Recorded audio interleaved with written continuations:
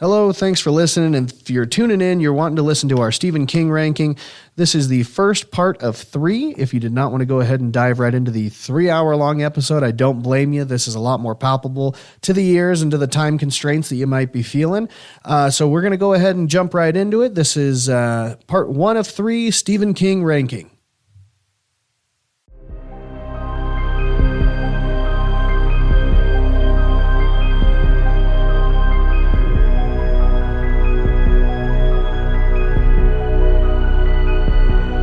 Ladies and gentlemen, if you are listening to this, I think you know exactly why you're here. This is the first ever, potentially only episode of For No One in Particular, a Desert Highway Radio podcast. Now, you found your way here because you know exactly what this episode is. It is the Stephen King book ranking. Now, if you're not a Stephen King fan, you are in the wrong place. If you are a Stephen King fan, welcome aboard, constant reader. So, that being said, we've got 66 novels to talk about, and I'm not including short story collections, any of his nonfiction works like On Writing. No, this is simply just a focus on what Wikipedia considered to be his 66 fiction novels. So, that does include books like Elevation and Gwendy's Button Box, which in reality to me are novellas. However, they were released as novels, and so I counted them towards this. But again, short story collections, not on here. So if you're a huge fan of The Mist, again, great short story novella, but not going to be on this list. That is considered part of Skeleton Crew. Now, if you do love all of his short stories, I will probably, if this episode does well, release a ranking of all of his short story collections, maybe really get in depth into the ranking system and how that works. Now, before we get started, my name is Thomas Crowder. I'm a huge fan of Stephen King. I've spent the last 8 years of my life reading his novels as well as, other horror literature and non-horror literature over the years. And I've gone back and reread a bunch of King stuff too that I enjoyed. And so this ranking is definitely a work of a lot of blood, sweat, and tears, but it was well worth it. He is by far my favorite author. There's really no doubt about it. And I want to get into it by first explaining to you how this ranking is going to work. I'm going to go from bottom to top. I'm going to start with what I consider to be the 66th best novel, which is still not a very good one. In my opinion, I'm going to hand you a rating from 1 to 10 as to what that book is considered in my ranking here and in my review. And I'm going to give you a brief description without getting spoilery and explain to you why I placed it where I did. So again, thank you for listening to For No One in Particular. Let's get right into it. Starting at the bottom of the list, we have number 66, a 1 out of 10. I guess I do have a second 1 out of 10. But in my opinion, the worst of all of Stephen King books. It is the 6th book he wrote as Richard Bachman, which we will talk about later. It is The Regulators. The Regulators, written in 1996. It's a novel that he published under that pseudonym of Richard Bachman. It's a horror novel set in a quiet suburban neighborhood. It descends into chaos. It is a companion novel to a different book, Desperation, which is higher on this list. It features a lot of the same characters from Desperation, but with an alternate reality. They both deal with the same kind of evil entity there.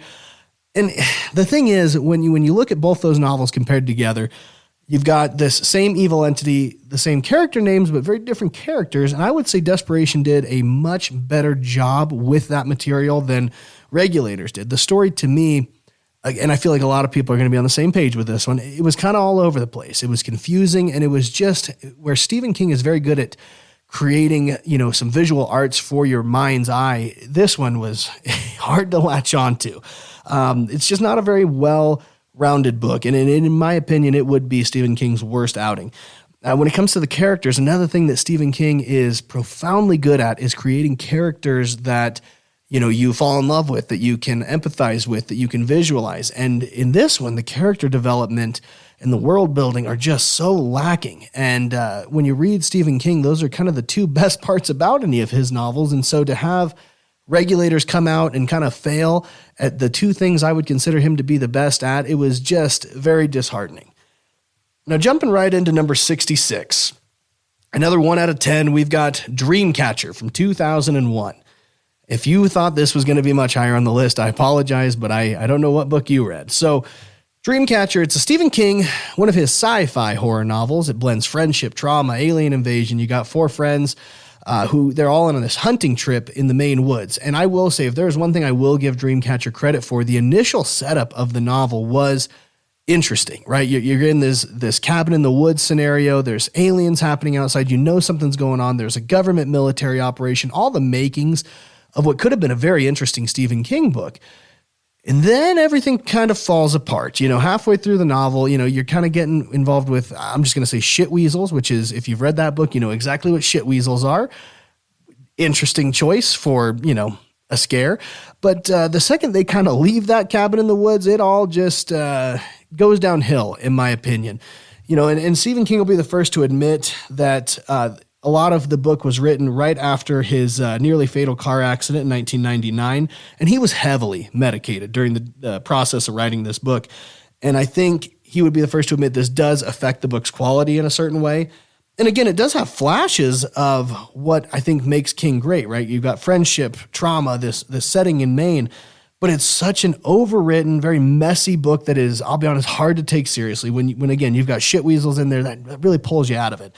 And I would say that I believe King himself would consider the novel a bit of a misfire. So again, great setup, which is why it does rank a little bit higher than Regulators. Is again, the first half of the book is interesting and you do want to know what happens next, but just be prepared for disappointment. Number 64 is my first 2 out of 10, and it's going to go to the Tommyknockers. And the Tommyknockers, I'll be honest, it was 1987 when he wrote this one. It is a book that, honestly, looking back now, I do want to reread. I feel like I maybe misjudged it, but just off of that initial read and when I kind of made my notes about it then, I feel pretty strongly that it is one of his weaker ones. Right now, it's going to be number 64 on the list. But again, another science fiction horror. This one's about addiction, obsession, alien influence. It takes place in the small town of Haven, Maine. Writer Bobby Anderson discovers a mysterious metallic object buried in the woods. Actually a long-buried alien spacecraft. As she uncovers more of it, a strange energy starts to seep out of it, and it affects the entire town. The townspeople start getting crazy. They're inventing things, advanced machines, undergoing weird, kind of physical and mental transformations, very much resembling the aliens from which this spaceship came out of. It's a story much like Invasion of the Body Snatchers, to where the aliens have really just kind of intercepted everybody without the public being aware of it until all of a sudden the physical transformations start to take place. It's a very interesting premise. And honestly, there was just parts of it that I wasn't super happy with. It's got moments of just brilliance. It's a very creepy premise.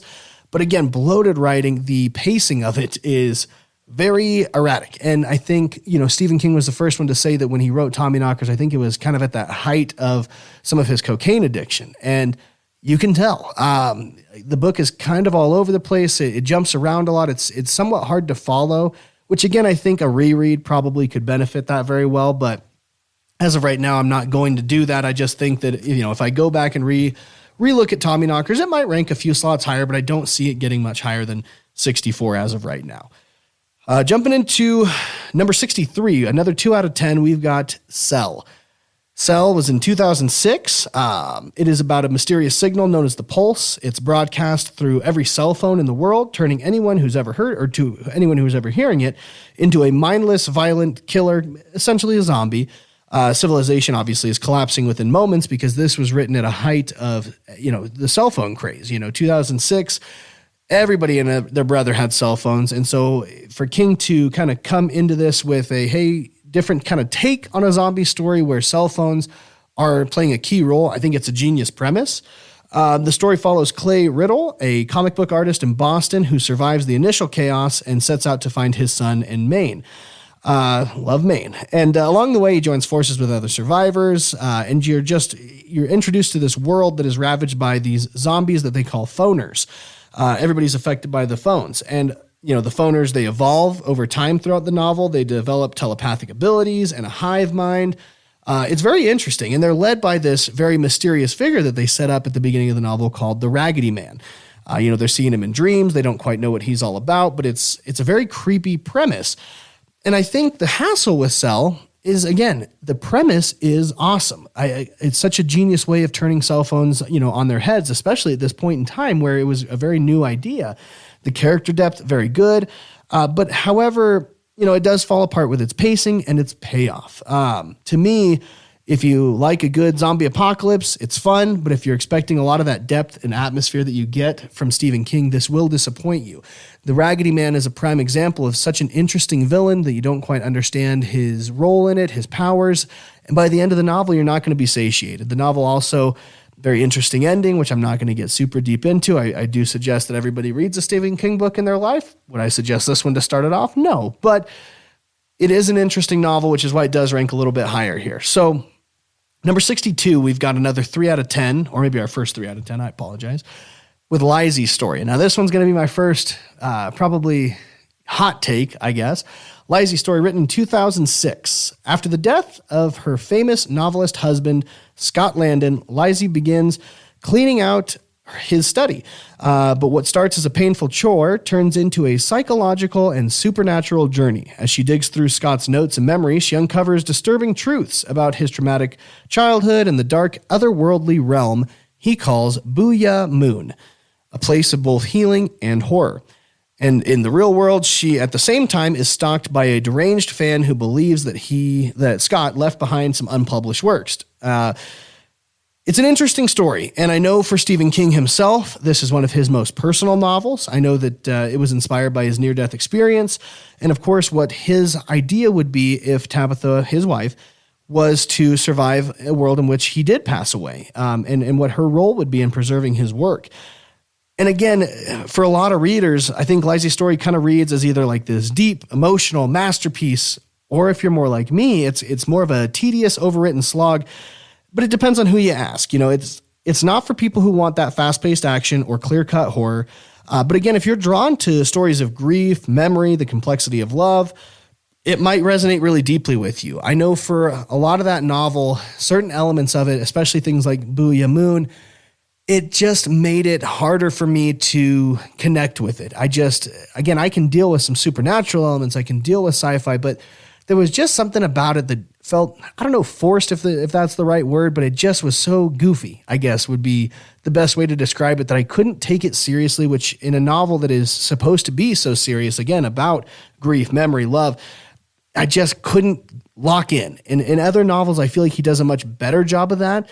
This is just one to where I can understand where King was coming from and why it is such a personal piece for him. But for me as a reader, it just didn't resonate. And I am a married man. I've got 4 kids. I have a lot of emotions, trust me, but this one just could not resonate with me. Number 61, 3 out of 10 here. We are at Desperation, the twin novel to The Regulators, what I consider to be the worst Stephen King novel. Desperation was written in 1996. It's a novel that takes place in the eerie, isolated Nevada desert town of Desperation. And I am a Nevada resident, so you'd think this would have resonated a little bit better with me, but it did not. A group of travelers is suddenly arrested by Kali and Trajan, a terrifying and possessed state trooper. The town itself is under the sinister influence of that evil entity Tak.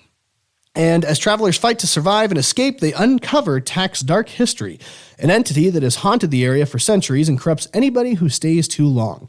The survivors must confront this supernatural power, their own inner demons, and the fragile bonds form between them as they struggle for their lives. Now, again, Desperation, miles and miles ahead of The Regulators, in my opinion. I think the character work is much better. And like I've said before, that setting of this eerie Nevada desert town, phenomenal. And of course, it does play a bit of a key role. I live in a small town in the middle of the desert here. So, I loved all that. And Trajan is a heck of a villain, a frightening presence from the second he enters the book, right at the beginning. And again, it's a very tense and dark supernatural thriller. It's got a really strong moments, heavy-handed themes, and some pacing flaws, however. And I would say that it is going to appeal to a lot of the people who enjoy King's, religious allegories and apocalyptic horror, but it's just hard to truly fall in love with it. The characters didn't quite do it for me, as some of King's other works do.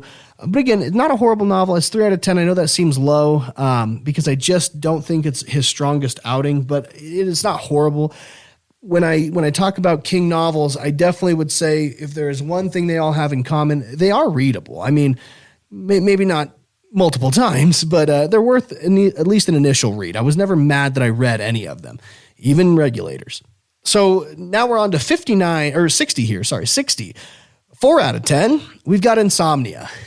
and Insomnia, it is a beast of a book. It was written in 1994. and it follows Ralph Roberts, a widower, living in the small town of Derry, Maine. There's a place you're going to hear probably quite a few times. He begins suffering from severe insomnia after his wife's death, and as his sleeplessness worsens, he starts to see strange, colorful auras around people, glowing outlines that reveal their emotions and sometimes their impending deaths.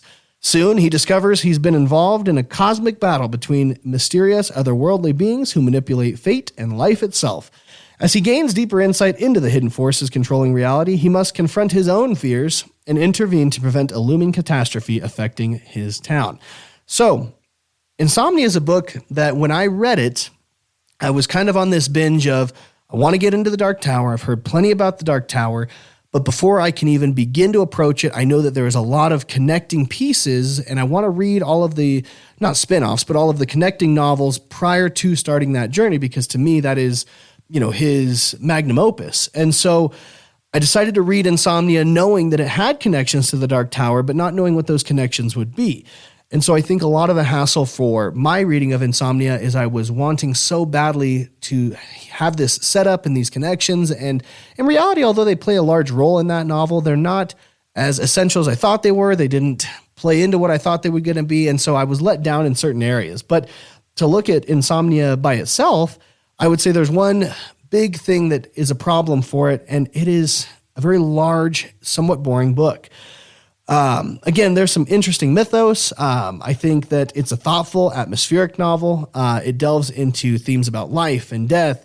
And for some Stephen King fans, it ranks in the top 5, and I can understand why it does. His multiversal stuff is very interesting, but the novel is very, very slow paced. And I would say if you are trying to be a first-time King reader, this is not the place to start, but you will have a better appreciation for it further down the road. I think that there's a philosophical tone that plays into it. But if you are looking to get into Stephen King because you've heard he's this super awesome horror author, you're not going to be super happy with what you get out of Insomnia. But again, not a horrible book. Number 59, 4 out of 10, Gwendy's Final Task. Now this, again, reads more like a novella in terms of length, but this one was created in 2022, so we're getting into one of his newer novels here. This is the third in a series, and years after receiving a mysterious and powerful button box, Gwendy Peterson, now a congresswoman, must face one final challenge. The button box returns to her with a new urgent mission that could impact the fate of the world. There's a lot more that goes on in that novel. Again, it is the third in a series, so do not just start with that one. And that Gwendy trilogy, which, it's Gwendy's Button Box, which was written combined with Chizmar and Stephen King, Richard Chizmar and Stephen King. And then the middle book, Gwendy's Magic Feather, which King had no real insight into. He wasn't a part of that writing process.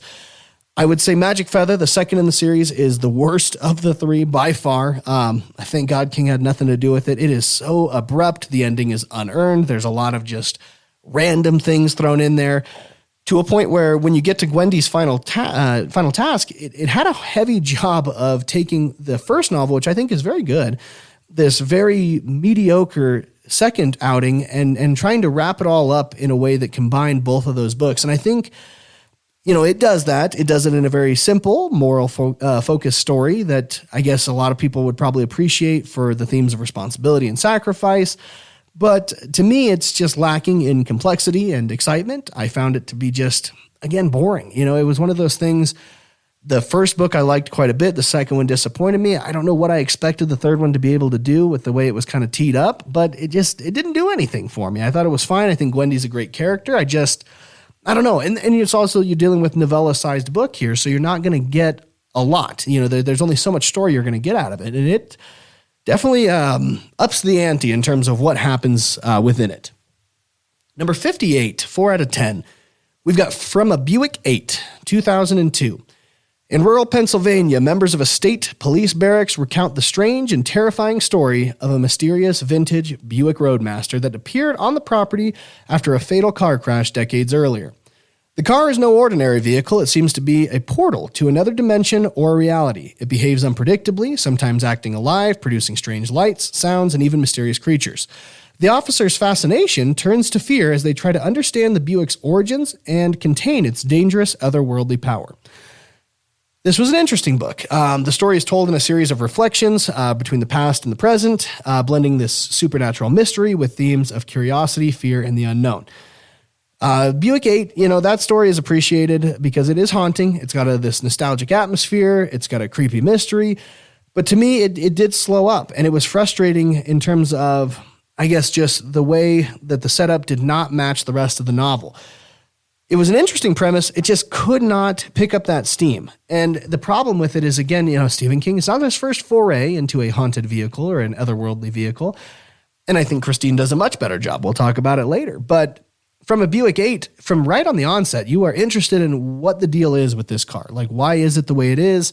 What is it doing? And, Stephen King doesn't always provide answers in his novels. Sometimes it is left up to the audience. And the hassle for me is this was one to where you were given so many answers that you almost are kind of like, why not just finish it off? You've given us so much that also told us nothing at the same time.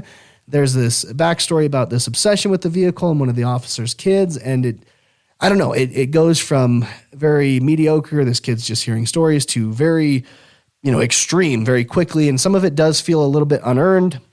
Again, from a Buick 8, and you're going to hear this with a lot of Stephen King novels, not just from myself, but from other readers and fans. One of the biggest hassle with King, and it's been said 1,000 times, he has trouble with endings from time to time. And there's some I definitely agree with. There's some that I think people just didn't quite understand it as well. And then there's some where it's just not even so much the ending, but it's just we had such a strong start that just lost weight right in the middle of it. And this is one of those, I would say Dreamcatcher is the same way, where, again, the premise and the setup was so enticing that when you get halfway through the book, you're like, man, we really just went and veered off course. And it's a shame because I think From a Buick 8 had the potential to be much higher on this list, but unfortunately we're going to keep it at 58. 57, and this one people might think I have too high, and I'd be interested to hear people's thoughts after they listen to this. But I've got The Colorado Kid from 2005. Set in the small coastal town of Chester's Mill, Maine, the story follows two aging newspapermen, Dave and Vince, who recount a mysterious, unsolved case to a young journalist named Stephanie McCann. The case involves the discovery of a dead man dubbed the Colorado Kid on a remote island. Despite extensive investigation, no one figures out how or who he was or how he died. The novel focuses less on solving the mystery and more of the nature of secrets, uncertainty, and the limits of knowledge. The Colorado Kid is a meditative, minimalist mystery about ambiguity and the limits of knowledge. Now, I know what I've been saying in terms of like sometimes it is frustrating when you read a King novel and you're not getting all the answers. And this is the pinnacle of that complaint. The Colorado Kid does not give you answers. It is very much a character-driven story.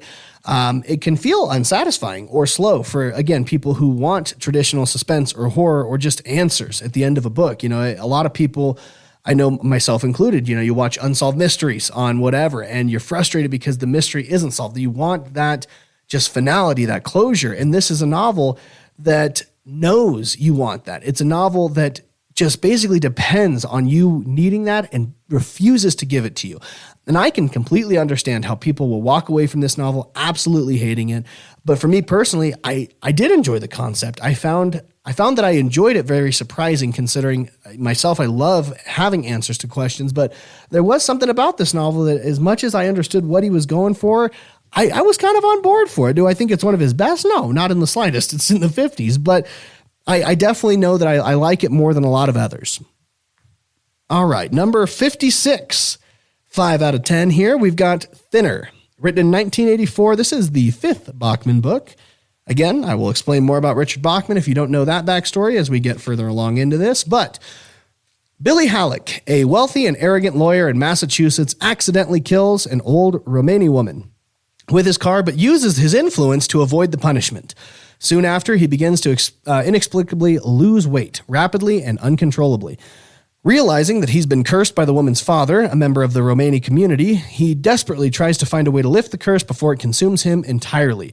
As his body wastes away, he confronts his own guilt and the consequences of his privilege and arrogance.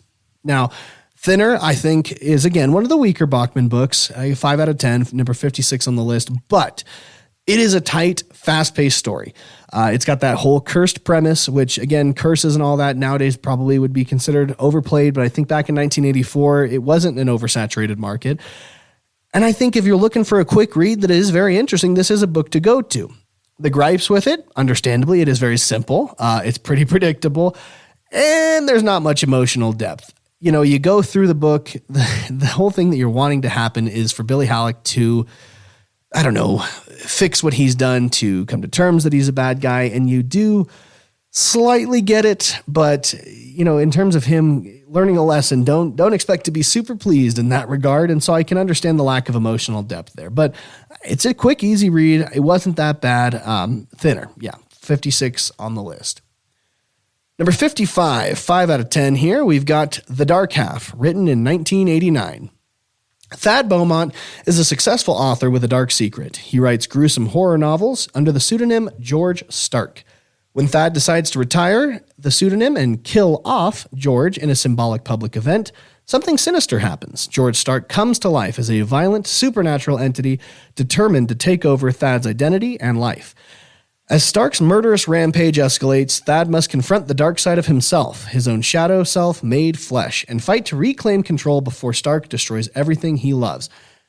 This is probably a good time to talk about Richard Bachman. So, for those of you that don't know, Richard Bachman was a pseudonym that Mr. King had used in his early days of writing for, multiple reasons, depending on what you read and who you ask. But, the two main ones being, number one, there was some issues when it came to publishers and not wanting to push out too much material. And so he was kind of limited as to how much he could actually get through. And so by creating this secondary identity, he was able to push out more novels. Now, the second part of that would be there is a very strong distinction between a Richard Bachman Stephen King novel versus a traditional one, and that being that Bachman is a lot more cynical, and there's a lot more anger and angst in a lot of his writings, and you'll find out with some of the books that he wrote. And it was a very interesting thing that happened when, this author who ended up becoming so big like he was, also had this second life, and as luck would have it, he ended up becoming outed. So shortly after the release of Thinner, well, at least a year after, because Thinner came out in 84 and he was outed in early 1985, a gentleman named Steve Brown, who was a bookstore clerk in Washington, D.C., started to notice a lot of the similarities in the writing styles between King and Bachman, and he went as far as to go and locate the publisher records at the Library of Congress, which had a document naming King as the author of one of Bachman's novels. Brown obviously wrote straight to King's publishers, showing all the proof he had, and asked them, what do I do? 2 weeks later, Stephen King calls this guy personally, suggests that he writes an article about how he discovered the truth, and allow himself to be interviewed. Stephen King's a good guy. At the time of the announcement, though, King was actually working on Misery, which was going to be released as a Bachman book, but obviously he changed his mind after the outing, which, Misery is one of his best novels, so that was an interesting timing for all that. Now, that being said, for those of you paying attention, I mentioned The Regulators already, which was a book that came out in 1996. So we're talking 11 years after the outing. And I think, Stephen King at that point was probably just having fun with it. He wrote these two twin novels, Desperation and Regulators, one released as Bachman, the other released as King. And I think it also, like I mentioned, showed off that difference in writing styles. And of course, Regulators I thought was worse. And then he eventually does release one last Bachman book in 2007, which we are going to talk about. And I'll give it a little bit more in depth on that one as well. But it's an interesting story, right? So when you get into a book like The Dark Half, which is literally about that, it is about this author who has this dark pseudonym. It's kind of an interesting reflection on the fact that Stephen King himself, this is his own experience with the Richard Bachman pseudonym. And it explores that theme of an author's identity and the darker side of creativity. And I think The Dark Half in itself is a very solid psychological horror. And I think it stands out because of that, exploration of identity and duality and all that. And I do think it's a gripping and accessible read. But, for me, I don't know. I was hoping for more out of it. I found myself, again, just not quite as enthralled with it as I am other books. And I think that it's another one, much like the Tommyknockers, I think would really help a reread.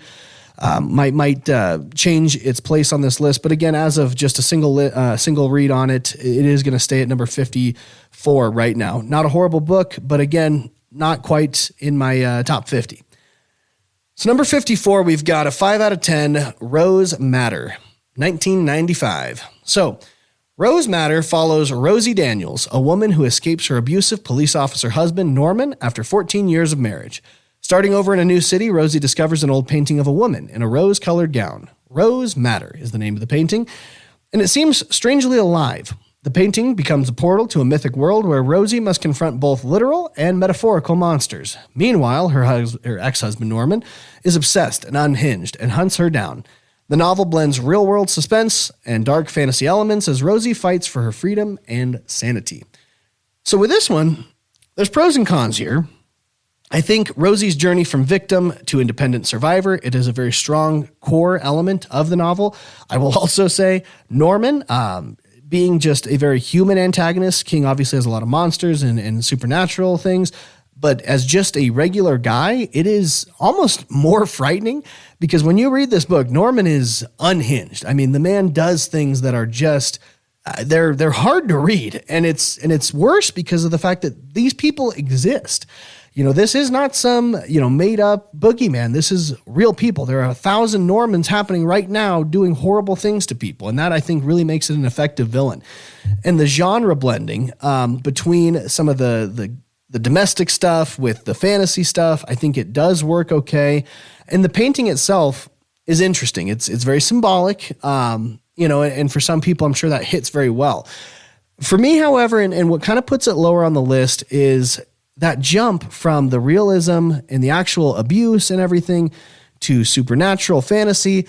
I found it jarring. I found it a situation to where I understood the symbolicness behind it and what he was trying to do, but for certain points in the novel, it does pull you out and it, almost lessens the survival story that the very real grounded, A plot is going through. And, there's some pacing issues. It's not always the best. It does drag in certain areas. And the fantasy elements of it, that's the other hard part, is being that, such a large part of this novel is fantasy driven. They don't always work well. Sometimes they're just not fully fleshed out and you have a hard time kind of diving into the world behind the painting. And I think he just could have done a better job with that. But, again, it's a 5 out of 10, number 54. So moving on, number 53, another 5 out of 10. We've got Bag of Bones, 1998. Now, Bag of Bones, it's a supernatural suspense novel about Mike Noonan, a best-selling novelist suffering from writer's block after the sudden death of his wife, Jo. Seeking solace, he retreats to their summer home, Sarah Laughs, and that is in rural Maine. Surprise, surprise. There, Mike becomes entangled in a custody battle involving a young widow, Maddie DeVore, and her wealthy, controlling father-in-law. As he helps Maddie, Mike experiences terrifying supernatural events and uncovers dark secrets about the town, his late wife, and a decades-old crime tied to Sarah Laugh's ghostly past. Awesome setup, right? The atmospheric setting, the lake house, small town Maine, surprise, surprise, Stephen King loves that. They're very vividly described, and it is an eerie setting. The emotional depth. And this is the one thing that I tried to not be super biased with. I have a very young daughter. She has my absolute heart, and there is this subplot, it's part of the main plot, but there is a plot, like it said in here, about this custody battle involving this young widow, and she's got this very young daughter. And I remember reading this book, and there is a part where he comes across this young girl, and, she's in a very, perilous kind of setting here. She's kind of out and about on her own. She shouldn't be. She's next to a highway. And he saves this young girl, and, she's telling him there's a very specific line that it just resonated with me so hard, and it was, "Yeah, you got to help me. I'm just a little guy." And it was just, I immediately thought of my daughter and how terrified I would be if she was in any sort of dangerous predicament and I wasn't there to help her. And so the emotional depth of the story hit very strong with me. I think the character development was really good. The daughter, Kyra, she does come to life off the page. And again, I don't know if that's just a bias because of my own daughter, who I immediately just, put in that place. But again, it is interesting. I think the mystery is good. You got small town politics. Stephen King loves that. You got this ghostly revenge, personal tragedy. And there's this very interesting romantic subplot that I think does add to the story, which doesn't always work for Stephen King, but I think it does in this one. The novel is slow pacing. It has a lot of slow pacing, and there's a lot of building tension, which sometimes it takes a little too long to build, which hurts it. The plot does tend to get overstuffed. Sometimes, all of these things don't always work together really well, and you're just it's a lot thrown at you. And then the villains, I think, are one of the worst problems in it. They are very much just stereotypical small town bullies. They're very one-dimensional, and it's not traditional horror. It's much more just a very dour tone to it all. So Again, it does take some strong hits.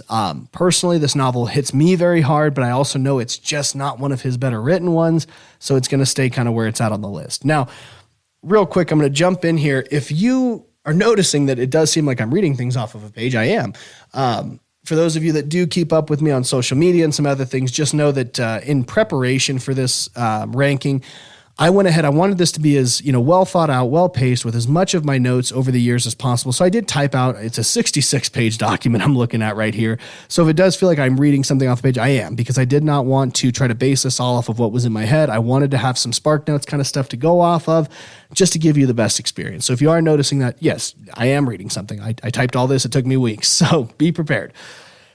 Now, number 52, another 5 out of 10, Roadwork, 1981. Bachman book number 3. Roadwork is a grim, character-driven tragedy set in the early 70s. Barton George Dawes, a laundry plant manager, learns that his workplace and home will be demolished to make way for a new highway extension. He's already reeling from the death of his young son, and he refuses to relocate or cooperate with authorities. As his marriage falls apart and his job ends, he becomes increasingly unhinged, turning his quiet despair into a final destructive act of defiance. The novel has a heavy focus on grief, stubbornness, and self-destruction, and pretty much no supernatural influence.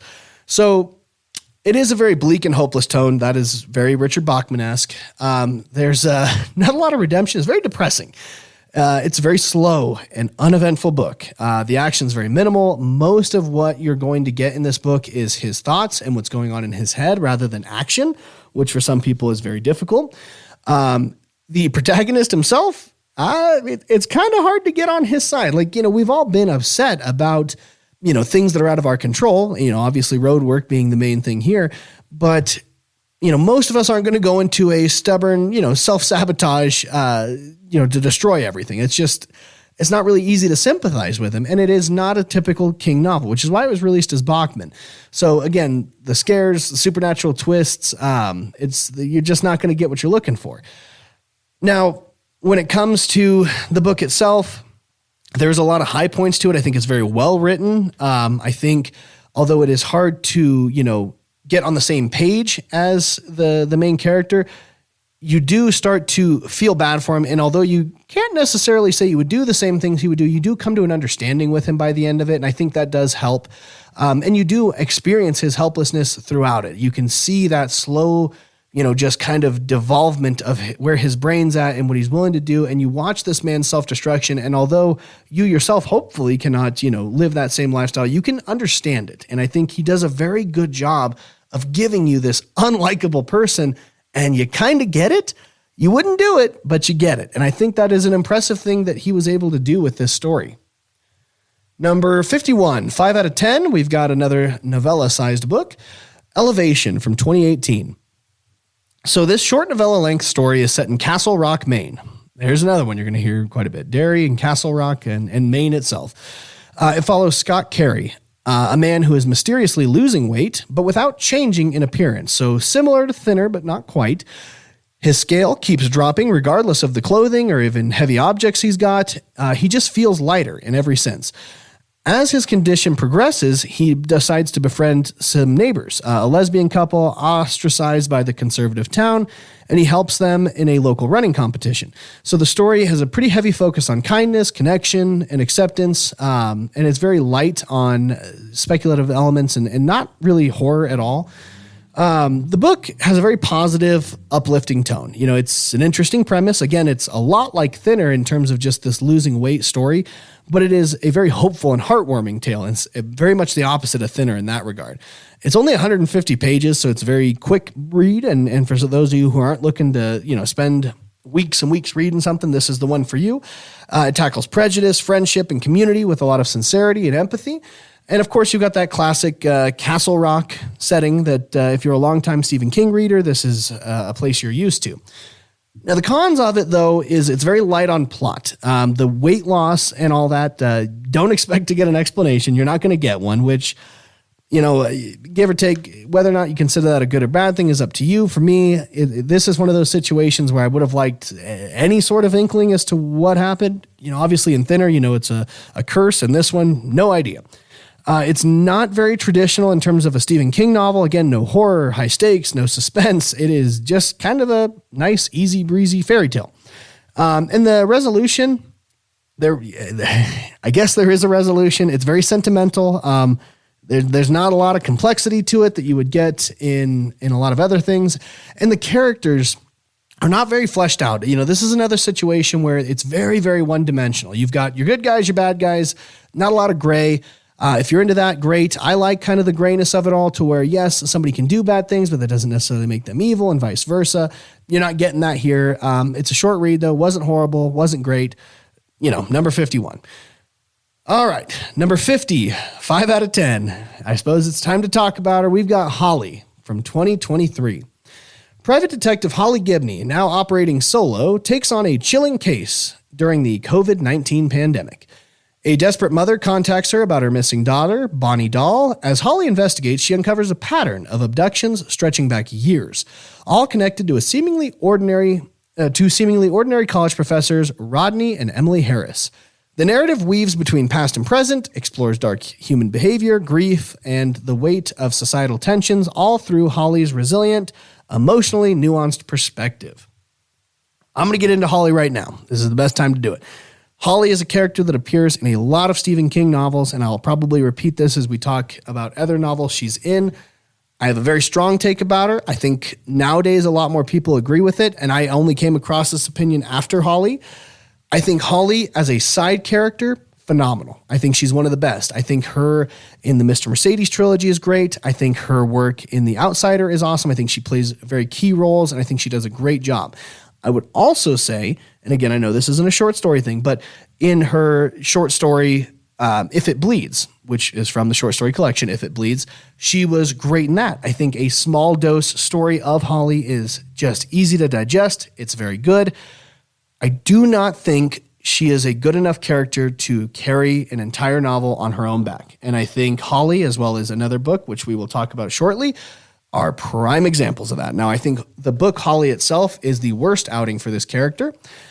On the positive side, she does have a lot of growth. She goes from a very shy secondary character in a lot of the other works to a very capable detective. I agree with that wholeheartedly. And I think that she is inspiring in a lot of ways too. The evil of it is very grounded. A lot of Holly's novels, not a lot of, but I would say about half of Holly's novels that she is a part of, there is a supernatural element. You're not getting that here. It's very grounded. And again, if you're a type of person who likes things like contemporary resonance, you've got COVID-19, you've got political stuff, societal divides, and a backdrop. If you like that, you're going to love this. And I think his storytelling is good. I think it is very good. And I think the side characters are fine as well. However, if you're more like me, my hassle with this book, when you've got this COVID-19 backdrop, a lot of political references. I mean, this book is chock full of them. And to me, no matter what side of the line you're on, Republican, Democrat, whatever, it just gets to be difficult when you have like almost every other chapter some reference to something to where no matter which side of the line you're on, it does pull you from the novel sometimes, and it makes the story it makes it feel preachy or somewhat dated when it's very specific jabs. But the things about the ideological divides, the vaccines, and COVID-19 itself, for me as a reader and just kind of getting out of COVID-19 in 2023 when this book came out, it was the last place I wanted to go to. I think, as a nation, if there's one thing we can all agree on, it was that was not a fun time in our history. That was not a set of years that I would ever want to go back to. And so to have a book that very, very much reminded you of this point in time and what life was like, it was not something that I enjoyed. I found it to be like, oh my God, we just got out of here. This is not what I want to read about. I want to be taken away from reality when I read a book. And this one just kept me in it. And it wasn't very fun in that route. And you've also got a lot of black and white characters, again, where it's just this good versus evil. There's not a lot of nuance with it. And that kind of hurt it as well. And then the structure, and you'll hear this again in his other book, If It Bleeds, or not If It Bleeds, I'm sorry, but Never Flinch. It is very fragmented, which I think hurts the suspense. When you're in this situation that is very high, intense, and all these things, and all of a sudden you're jumping to the side character who's not really doing much. It does interrupt that tension. It hurts the narrative flow sometimes if you're not timing those jumps correctly. And the villains, it's one of those things. It depends on how you like your mystery novels. For this book, you know exactly who the bad guys are from the beginning, and you're basically just following along as Holly figures out the crime, which there's elements of that are fun. You get to see how her mind works and how she gets there, but at the same time, it's also difficult because you know where she's going. You know what's going to happen to some degree. You know, I'm a big fan of when it comes to a mystery novel, I want to find out along with the protagonist. I feel like that adds a whole different layer when we're figuring out together. Maybe you figure it out first, maybe the protagonist does. However that looks, but when you're given the answer from the beginning and you're just kind of waiting for this person to catch up to where you're at, I think it hurts the book. And the tone can kind of get a little uneven as well. It can get paced kind of weird. And it's just interesting the way it is, you know, and I think it just could have been a better book. I think, you know, tying it down to reality in such a strong way hurt it in a lot of ways too. I just wanted more from it. And I think, you know, when Never Flinch was announced and you knew you were going to get another Holly book, I did have hope that, you know, we might, you know, pivot that a little bit and we might kind of go a different route. And I think it is better than Holly. Yes, you're going to find out in a second, but still not great. Now, number 49, we have, I guess, his illustrated book, 5 out of 10, Cycle of the Werewolf, 1983. So with illustrations from Bernie Wrightson, Cycle of the Werewolf is a short illustrated novella told in 12 vignettes, one for each month of the year. The story follows a small town of Tarker's Mill, you guessed it, Maine, which is plagued by gruesome killings that coincide with each full moon. As the months pass, young paraplegic Marty Kozlaw suspects a werewolf is behind the attacks. He arms himself, and he will confront this beast, and the identity will shock this town. So some of the pros here, the month-by-month structure, I thought it was a really good rhythm. I thought it built suspense. I thought it was a cool way of doing it. I'm a big comic book reader, so it kind of vibed with The Long Halloween, which is a Batman story that's really well done and does a similar structure to that. The illustrations I thought were good. I thought they weren't, you know, too over the top or anything like that. And again, you've got a very fast-paced book too. It's very quick. It's novella length. And it's a classic monster story. It's very straightforward. You know, some of the King books, they turn things on their heads. They do something weird with it. They're a different kind of monster. This one's just a straight-up werewolf book. And if you're a fan of werewolves and you like just some traditional horror, this is the right way to go. I think the protagonist, although interesting to call him a protagonist, he's only really in the book so much, but I think he's likable. Now, of course, that can mean that for some readers, it is too short. You know, some people want more from it. To me, you're looking at an illustrated book. It's got this 12-month premise. I think it did a good job with what it had. The plot is predictable. A lot of standout werewolf tropes. You know, not a lot of major surprises. The tone, you know, some people could see it being uneven. I could hear that. I could see that. To me, definitely some months were a lot more interesting than others. It is what it is. And in reality, you know, it's not a lot of complex storytelling with it. You're not getting a whole lot from the novel like you would expect. So it is what it is. I think it's a perfectly fine book. Again, that's number 49, and it is our last 5 out of 10. Getting into number 48, our first 6 out of 10 ranked book from me, we've got The Girl Who Loved Tom Gordon, 1999. It is a psychological survival tale. Tricia McFarland, a 9-year-old girl, gets lost in the dense woods of Maine while hiking with her mother and brother. Now, as days pass, she survives on berries and stream water, all while facing hunger, exposure, and fear. To keep her spirits up, she imagines conversations with her hero, Boston Red Sox closer Tom Gordon. And she listens to imaginary baseball games in her head. But something in the forest, possibly supernatural, seems to be stalking her. The story blends a survival narrative with psychological tension and a hint of horror. Now, again, some people might think I've ranked this one way too high. I don't. I enjoyed the story quite a bit. It's very tense and intimate. I think it's a small-scale survival story that is, to me, very personal. Not personal to me, but you just get this personal sense because you're just traveling with this one kid, you're in her head, and it's just, I don't know, it's interesting.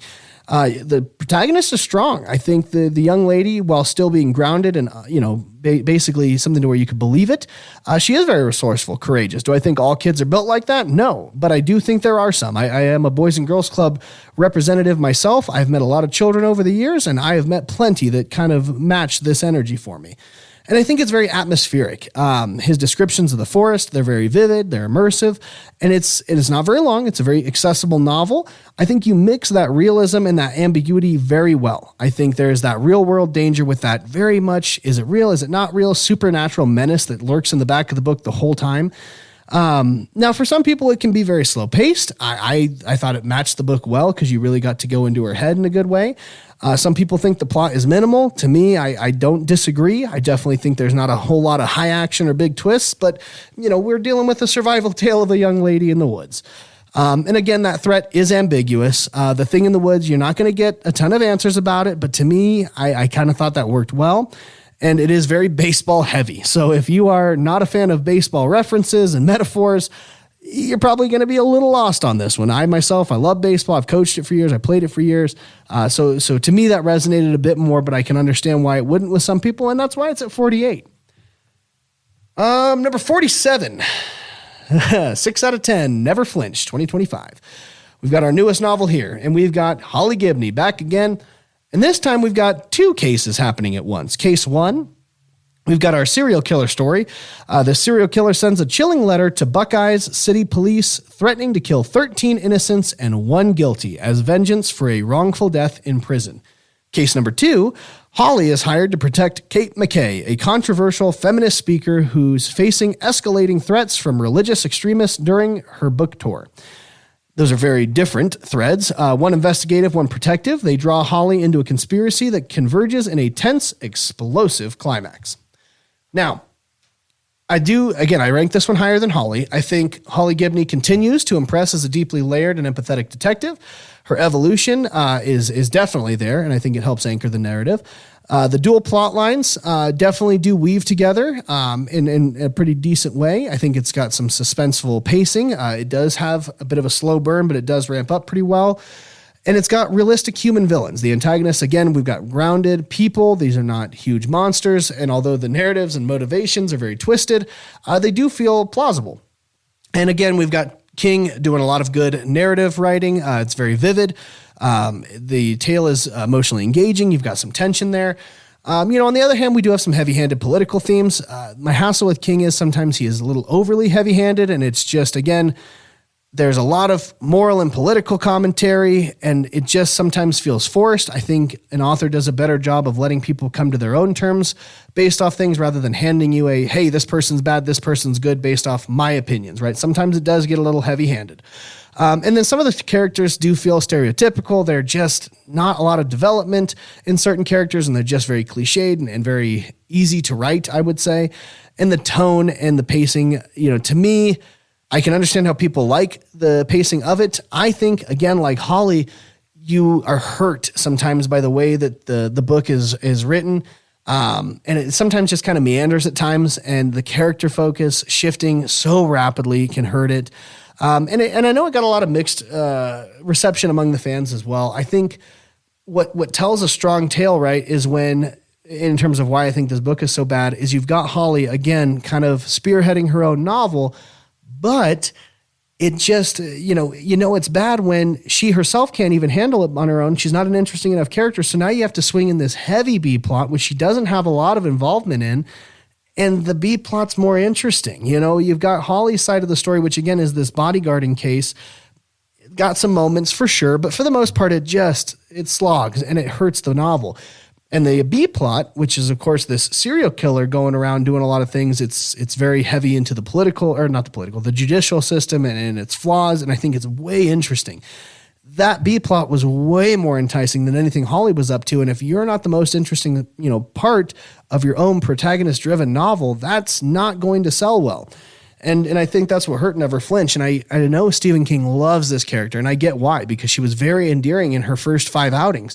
But these last 2 have just really soured me on her, and I just need him to divert away from that. Number 46 out of the list, and it is a 6 out of 10. We've got Rage from 1977. This is the first ever Bachman book, and we'll get into it here. Follows Charlie Decker, a troubled high school student who, after a violent outburst and expulsion, returns to school with a gun. He kills 2 teachers and takes his class hostage, but instead of immediate chaos, the students begin to open up about their own frustrations and secrets. Over time, they develop a strange camaraderie with Charlie, ultimately turning against authority figures and even aiding in covering up one final act of violence. So this book is intense. It is a look into a very disturbed young man, and it is very psychological. It is a very claustrophobic book. Again, you've got a single room hostage situation, so you're not really getting too far out of there, aside from just some flashbacks and everything. It's got some heavy social commentary, exploring things like alienation, authority, peer pressure, and adolescence. And it is raw. I mean, it's Bachman's first book, like we talked about before. Bachman was a way for King to get this cynical, aggravated, rage-filled voice out and talk about a first outing. And of course, it's got some very disturbing content. I mean, you've got school shooting as its main premise. And unfortunately, a lot of real-life incidences took note of rage and used it as kind of I don't want to say blueprint, but I mean, unfortunately, I don't know what else you could call it. Now, again, like I mentioned before, I work with kids. I'm a safety coordinator. So things like this, they're scary. They're real world. It is my job at my place of work to make sure that these kinds of things don't happen, whether that be through emotional safety or the physical safety of a building and the kiddos inside of it. And so a book like this, unfortunately, does resonate with me in terms of it is my job to recognize this kind of individual within our buildings. And I oversee a lot of boys and girls clubs, and it's not a fun thing to talk about, but it is a real thing to talk about. And while I can appreciate those who say that this book is very unethical and it's just bad and it's, it promotes violence, I get all that. But to me, I think of it as very much a blueprint for how somebody like me is supposed to recognize this in an individual and to hopefully help get them to a better place to where this doesn't become a reality. Now, I know Stephen King, he took Rage out of print. It was hard to get a copy of this. Because he didn't want this to be an accelerant for future school violence. And I can appreciate that. I respect that choice. And it does remain, I would say it has to be his most controversial book of all time, let alone his most controversial Bachman book. And it is hard to get a hold of. And I do think that is for the best, because while there are good people who would view this book as a, telltale warning sign for a lot of things that you could see, there are going to be others who use it as means for why they're going to do what they're going to do. It's a hard book to read. I think, being that at the time it was written, it wasn't such a prevalent issue. You can read it and you can appreciate the story there and how this young man got to the point he was. And it's a sad tale because you don't ever want to see a child getting to this point. But it's also hard to sympathize with him. I mean, you don't want to be the person who sympathizes with a school shooter. You want to be the person who can sympathize with that young man or woman before they make the mistake, and you want to help them out of it. So the book is hard because you read it and you know that this is the real world for some kids, and you just hope that it doesn't get to this point. The part that's hard for me and why it doesn't go higher is there's that secondary element of him turning his class, on its head and they're joining him. Very much Stockholm syndrome-y. And I can appreciate what he was going for, but to me, like that's the part that, unfortunately a wannabe, criminal, potential shooter, all that stuff, they're going to read that part of it. And I do, because I could definitely see that being an accelerant, being something that helps drive them to make a bad decision. So there are elements of the book that I do wish would have been written differently. I don't think pushing Charlie Decker as the protagonist by the end of it was good at all. I think, as much as I understand what King was trying to do, yeah, when you turn a kid like that into a protagonist, I can see how others are going to take note. And it's unfortunate that things were taken that way, and it sucks that that's the world we live in. But again, there are parts of it that I do believe are great cautionary tales. Number 45, 6 out of 10. Oh boy. I'll talk more about this as a whole at I'm going to say end of the episode, but Song of Susanna, the 6th Dark Tower book written in 2004. If you don't know anything about the Dark Tower, feel free to skip ahead, a couple minutes or so. It picks up immediately after the events of the prior book, Wolves of the Calla. The quartet is split up. Susanna Dean, who is possessed by a demon, travels to New York to give birth to a child that may threaten the Dark Tower itself. Roland and Eddie go to Maine in 1977 to seek help from Calvin Tower and protect the magical rose.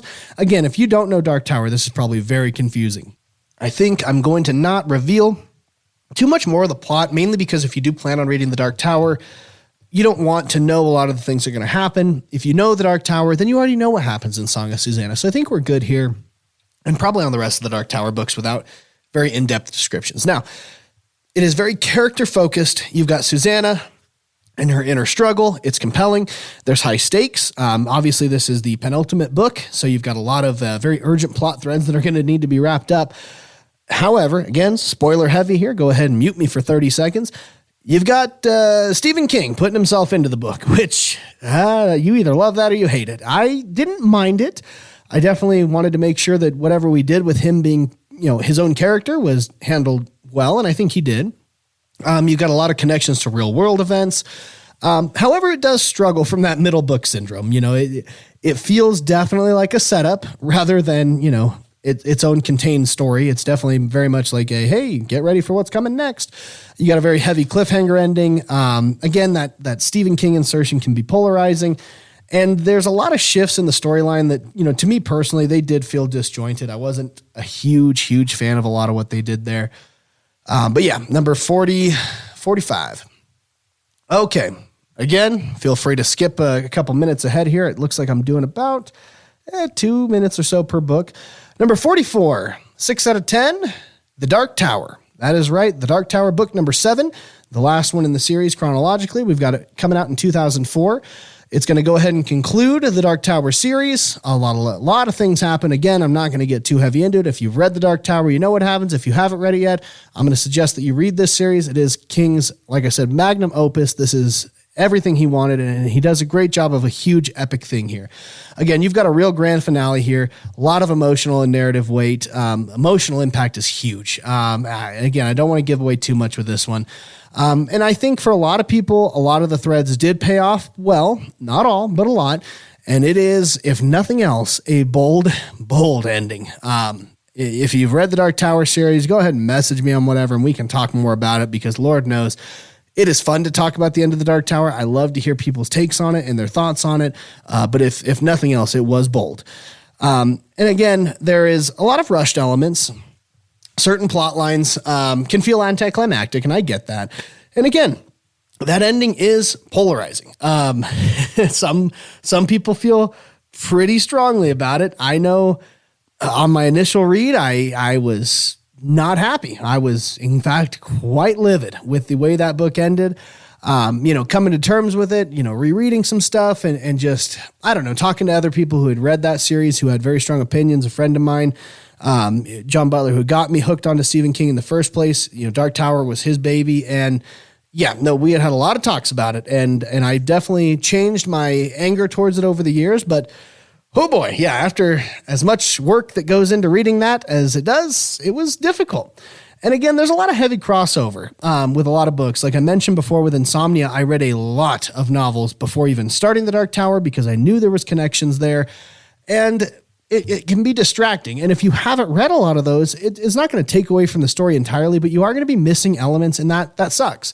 To read 7 books worth of The Dark Tower only to find out that, you were kind of confused on certain elements because you didn't read Insomnia, or you didn't read the short story collection, Everything's Eventual, which has some stuff that ties in, or Hearts in Atlantis and all that. That you can feel a little cheated on that one. Famously, though, for those of you who have or haven't read it, there is a warning. King himself wrote a warning near the end, very fourth wall breaking, right at the end there, suggesting to readers that they should stop. He straight up will tell you should not read the end of this book. He stops them right before the final chapter, trying to have us as the reader preserve our own imagined ending. And again, I've got a lot of thoughts on why he did that and why I think it's honestly genius that he did that.